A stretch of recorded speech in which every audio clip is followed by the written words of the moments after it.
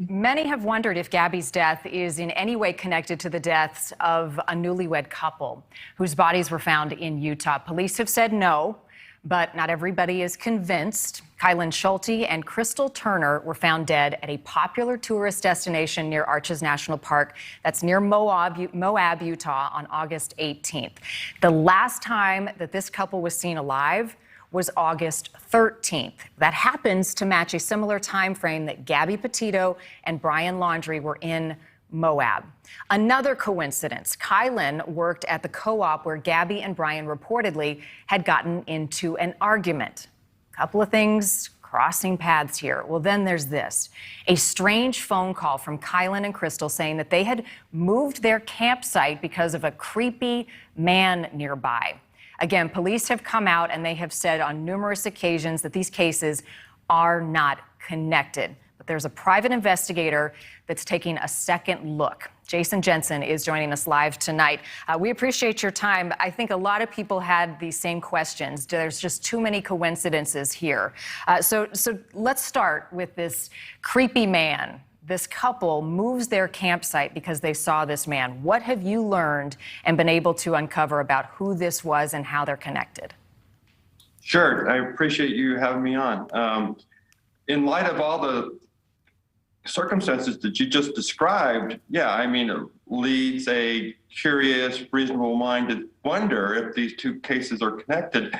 The problem is, though, from an investigative standpoint, is we don't know where Brian Laundrie and Gabby Petito were between the 13th and the 14th or 15th, which is actually the time frame we believe that Kylan and Crystal were murdered, which would be, you indicated the last time they were seen was the 13th, which actually was nearly midnight of the 13th, so almost the 14th.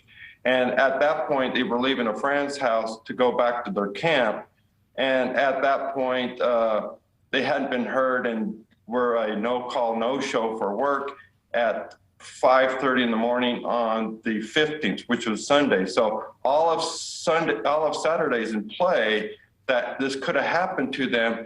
And what I would expect to happen in light of the police encounter that Gabby Petito and Brian Laundrie encountered on the 12th, that they were separated to be apart till the 13th, the next morning. So most people would probably pack up, Gabby would drive over to the Bowen Motel, pick up Brian, and they would leave town. So unless there's some kind of evidence to show that they were actually still in town on the 14th, I would expect they took off and were somewhere else in Utah.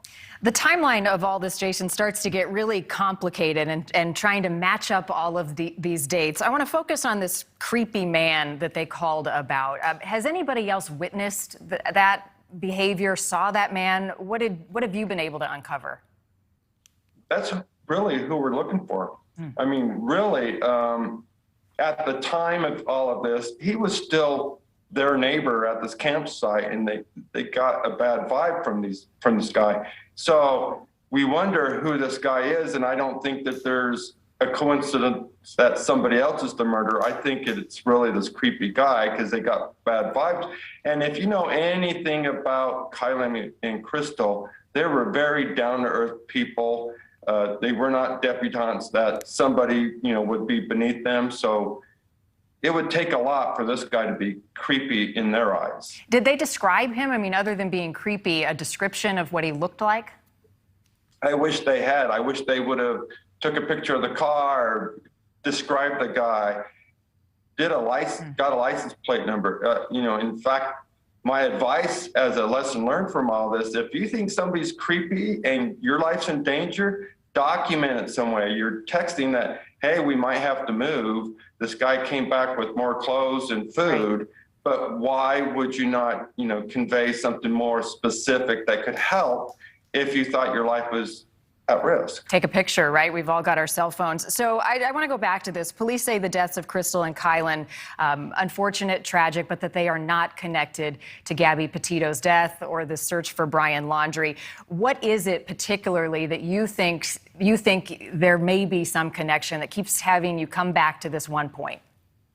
Well, anyone that's been following the case knows that Kylan's father, Sean Paul, was at Moab for a whole month after the murder, and he opened in the park what he called the clue booth, and people from all around the community was bringing information to him about, this guy's been acting weird, this guy's strange, you might want to have police look at this guy, and so forth. So he amassed a large list of potential persons of interest, and one of them we can't help but add to the list, which is Brian Laundrie, because until we can prove he was out of the area, in light of all of these circumstances that you outlined, of course, he has to be considered until he's adequately ruled out. So you have 25 years experience as a private investigator. You took on this case pro bono because you were interested in it. You had a lot of questions that the public has about Crystal and Kylan's death, and you have put together a list of people you think could be suspects, and what you're telling me is Brian Laundrie is currently on your list based on what you have uncovered so far. Right, including the fact that, given the fact that when they describe this guy as a creepy guy, they're not saying his name, so it's somebody that they're completely unfamiliar with. Obviously, somebody like a Brian Laundrie that's from out of town, they don't know who he is, so they don't know who to say is bothering them. So if it was somebody that they worked with or somebody that, they were neighbors with, they'd say, hey, Bob is bothering us, we're going to move or something. So clearly this is somebody that was giving them bad vibes that they were unfamiliar with that creeped them out. So clearly somebody that was staring at them or acting inappropriately.